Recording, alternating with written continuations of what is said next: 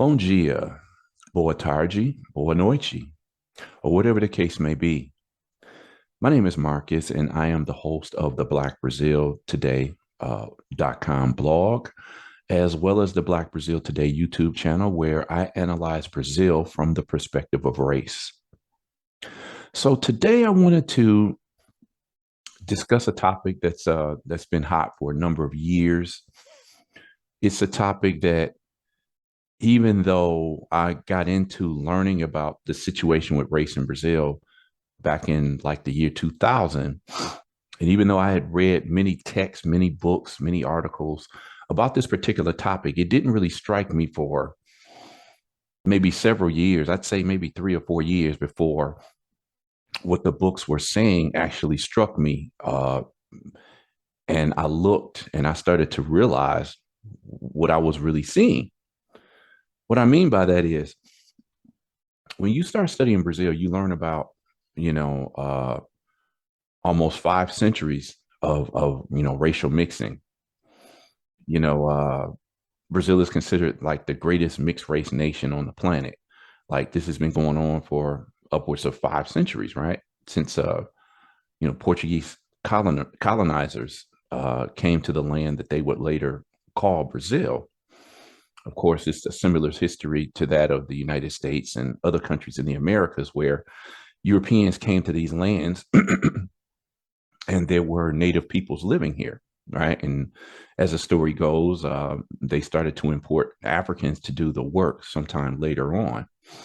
So, as I've said, I read several books from Brazilian scholars, American scholars, European scholars talking about the race issue in Brazil, and it amazed me how book after book after book talked about the race issue in Brazil, talked about how Black people are belittled and insulted, and they were considered to be the bottom of Brazilian society. Like, nobody wants to be Black here. But still, the country developed this ideology and presented itself as this quote unquote racial democracy where we don't have any racial issues, similar to some of the racial conflicts that you see in other countries, particularly the United States and places like South Africa. So these studies started because the social scientists wanted to know how it is that Brazil avoided the racial antagonism and violence that you saw in these two other particular countries. And what they found was that, like, wow, Brazil has this clean image, but when you look at how Black people are treated in the society, how people they don't want to be associated with being Black. A lot of people avoid it, classifying themselves as Black. And then as you continue to read, you find this ideology that says the best way to get rid of the race problem in Brazil, again, the race problem that they deny having in the first place, is to promote mixing, race mixing, miscegenation among the darker elements of the country so that, within 3 to 4 generations, every Black, brown family would eventually become white. Again, this is not my opinion. Has been well covered for several years now. Sometime around 1872, elites were moving towards, they were accepting that slavery would eventually end. And it did, around 1888 on May 13th, 25 years after it ended in the United States. And they looked around the country and what they saw was a majority country of people of color. What the terms we use called preto and pardo, meaning Black and brown. When they they took a census in 1872, they found that the country was about 63% non-white. Now, one thing to remember about this category pardo, a lot of people look at it and say it's just a mixed race category. Others will say, if with on the left, the Movimento Negro, the Black civil rights organizations, have argued for years that the category pardo, meaning brown or mixed race, belongs with the Black population. So that you'll often see studies where preto y pardo, meaning Black and brown, are combined to represent the Black population because of their similar social economic profile. In almost every category you find in Brazil, you find that these two populations are pretty much the same in terms of inequality compared to the white population, the população branca, the white population.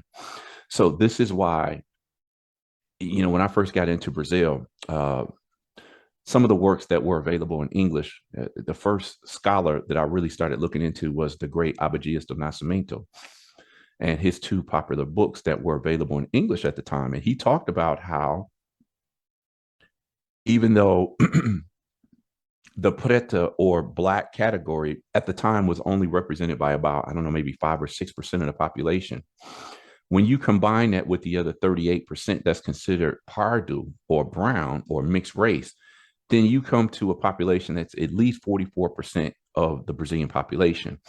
And for many people, it's actually more than that. Way back when these books came out, like in the 70s or so, Nascimento was saying like, no, at least 60% of the Brazilian population should be considered Black. It depends on how you look at it. It depends on how you classify Black. There are situations where you have light-skinned Brazilians who, for their whole life, were considered themselves and were considered as white in Brazil, and then they get on a plane and come to the United States and suddenly realize, well, in the United States, you're not considered white. This even happens within the country where, as the southern states of Brazil, the southern three states are considered the European area of the country. A person could easily have grown up in a place like Santa Catarina, for example, and for all their lives, they've been considered non-white, and all of a sudden they jump on a plane and go to the northeast of the country that is majority non-white, and they suddenly become white. So it's an intriguing thing how, Brazil looks at race. It's been in the last few decades, even though Black movements have been thriving in Brazil for, arguably from the end of slavery. But in the modern context, we go back to like the 30s and 40s, up to the 70s, 80s, and up to now, where this struggle over racial identity has grown particularly over the last couple of decades, with more and more people who used to consider themselves mixed race or even white coming to accept themselves as Black. So you see this revolution going on in Brazil, where some years ago, like sometime around 2010, 2011, reports were coming out like, we now consider Brazil to be a majority Black country, or for some people, a majority Black mixed race country. Just depends on how you see it. But how did they get to this situation? How did they get to a point where so many people didn't see themselves as Black? Well, this is when you get into this history of interracial marriage. And the interracial marriage argument in Brazil has always been a point of quote unquote pride in the country, to say, well, we're all mixed race, so we don't have the race problems that you have in your countries. Everybody here is mixed, so, we all get along here. But again, once you go beneath the surface and look at what's being said inside of these families, how Black people are treated, what is the association with Blackness in Brazil? And you come across all of these negative stereotypes. You come across families where people don't want their offspring to be considered Black. The racial miscegenation ideology promotes the idea that every Black brown family should try to mix themselves with whiter partners in order to produce a whiter population. This is something that I like I said, even after visiting the country for a few years, I didn't really pay much attention to it, particularly because I was in Bahia. And even though you see a lot of dark-skinned people in Bahia, you also see this ongoing mixture. There's one particular family I can remember knowing back in my first few trips to Brazil, and I would go to the interior of the state. And I just remember knowing this one particular family where the father was dark skinned. He was, brown skinned. He looked like there was little, if any, mixture in his family. He married a lighter skinned woman of African ancestry. And when I went to go see, I had spent time with both sides of this family. And as I said, the father side of the family was pretty much unmistakably, undoubtedly, undeniably Black. Whereas the mother side of the family was fair skinned. And when I went to meet people in this family, I was amazed. It was like the whole family looked like this one drop look. Everybody in the family looked like they were one mix away from becoming white.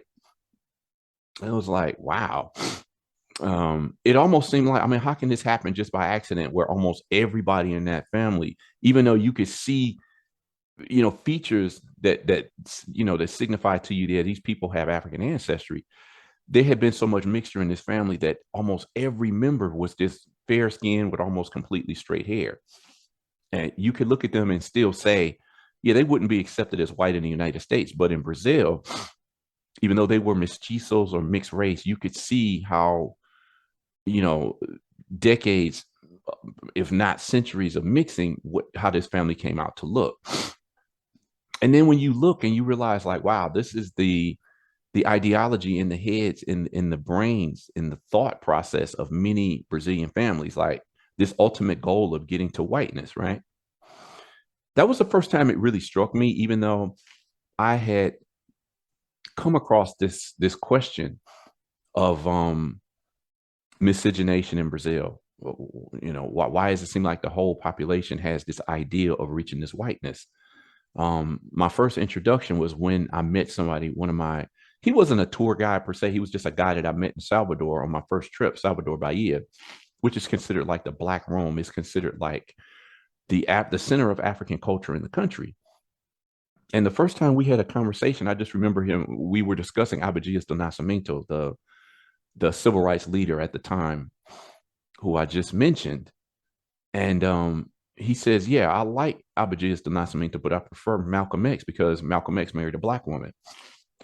It didn't strike me at that. It struck me like, really? What are you talking about? And he says, well, Nascimento is married to a white American woman who's about 40 years younger than him.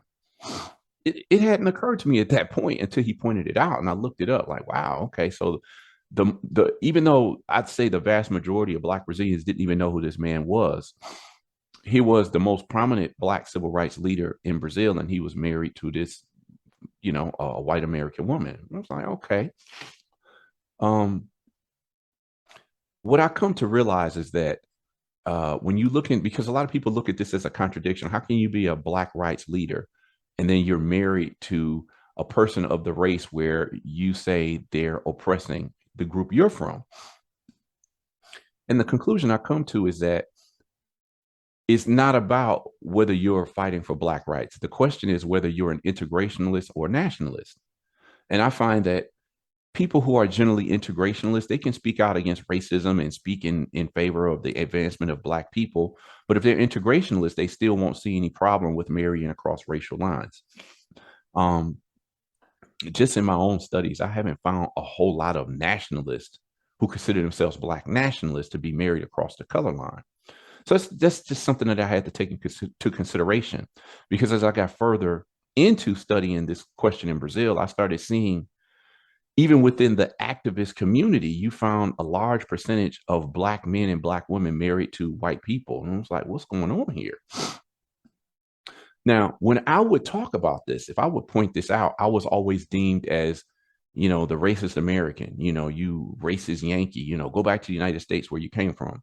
You people don't mix. So you people are the racists, and you come in here trying to bring your racist ideals to Brazil where it has no place. And this is what I heard for years. It wasn't until around 2012 or 13 that I started seeing more and more Black Brazilians looking at this issue.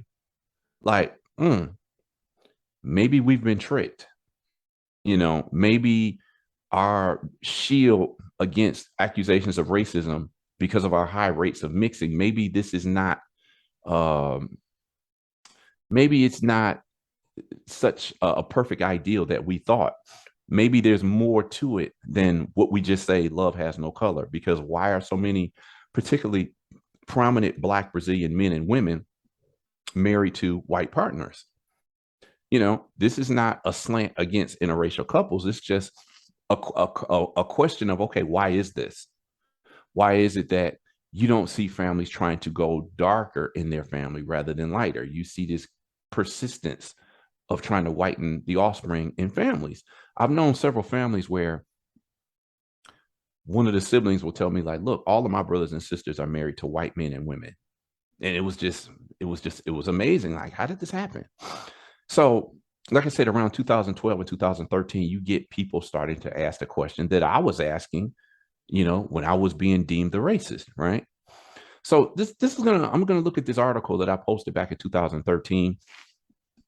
It's called how interracial marriages how interracial marriages are one of the most glaring symptoms of Brazilian racism. Now, um, before Facebook came out, there was another social network called Orkut, ORKUT, that millions of Brazilians used. It never really caught on in the United States. It was big in Brazil. It was big in India, from what I understand. But they would have these discussions there.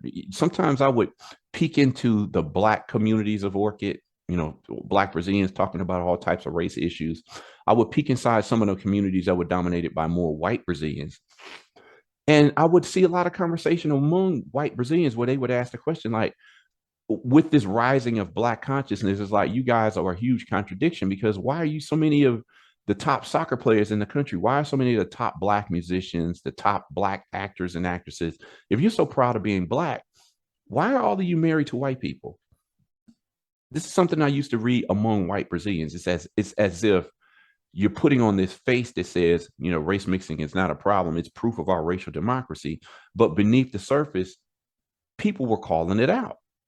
Now, it took a few years before activists and bloggers and people who were on social media and Black Brazilian websites would start taking on this issue. Like, wow, let's take a deeper look into this question of interracial marriage.